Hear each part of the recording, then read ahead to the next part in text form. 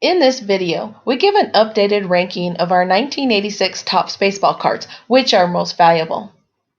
When 1986 Topps cards first hit store shelves that spring, expectations were sky high on the heels of the 1995 set that was jam-packed with high-profile rookies.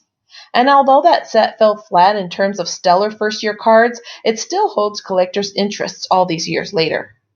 And it doesn't hurt any that the 1986 Topps Traded set featured a couple of hobby heavyweights that continue to spark imaginations today.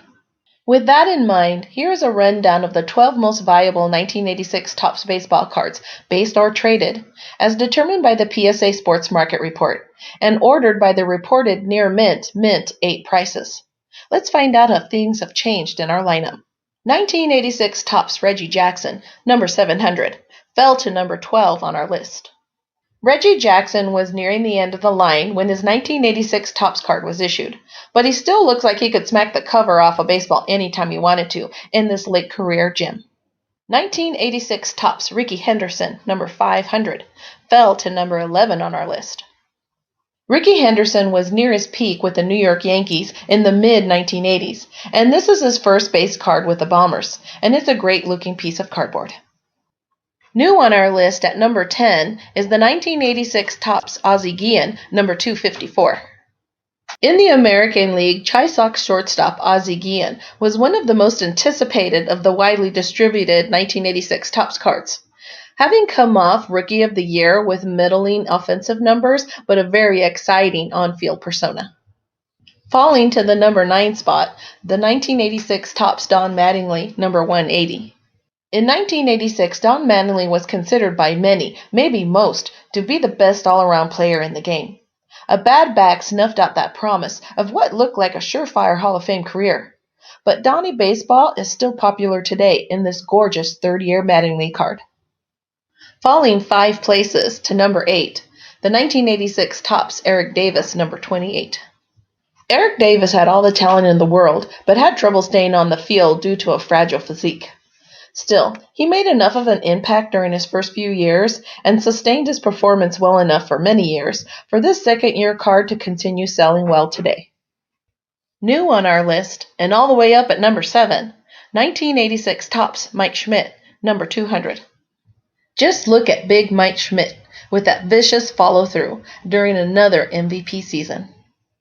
New on our list, and all the way up at number 6, is 1986 Topps George Brett, number 300.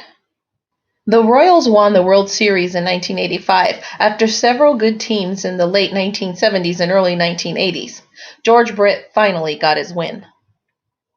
Moving way up on the list at number 5 is the 1986 Topps Pete Rose, number 1.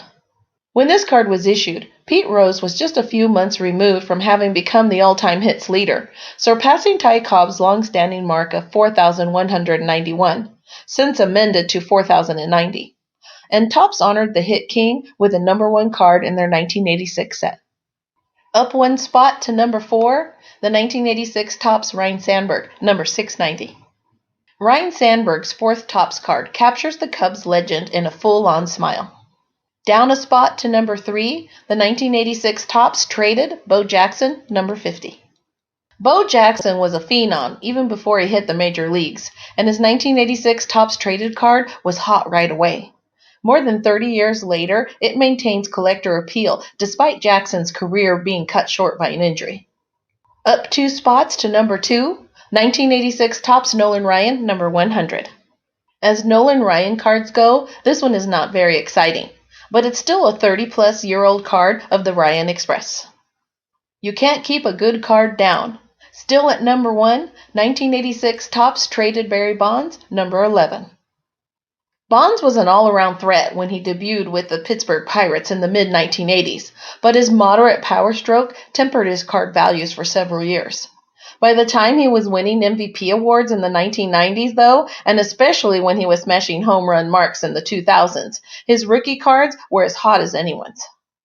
This Topps Traded card was near the top of that leaderboard, and it's still a gem of all the Topps cards issued in 1986. No longer on the list, but worth mentioning, 1986 Topps DYKSTRA, number 53. Scrappy Lenny Dykstra was one of the heroes of the amazing 1986 New York Mets team that won an unforgettable World Series against the Boston Red Sox. Though Dykstra's career petered out and he's had plenty of off-field problems, his rookie card still maintains popularity. Also fallen off the list, but totally worth mentioning, 1986 Topps Carlton Fisk, number 290. At nearly 40 years old, Carlton Fisk should have been almost finished when his 1986 Topps card hit the store shelves, but he just kept on chugging into the early 1990s. Fisk's amazing Hall of Fame career keeps him popular among collectors today. Lastly off the list, 1986 Topps Tony Gwynn, number 10. By 1986, Tony Gwynn was in a perennial battle with Wade Boggs for the title of best pure hitter in the game. Gwynn eventually ended up with 10-point advantage in the career average, 338 to 328. Like our video? Then like our video and subscribe to our channel. WaxPackGods.com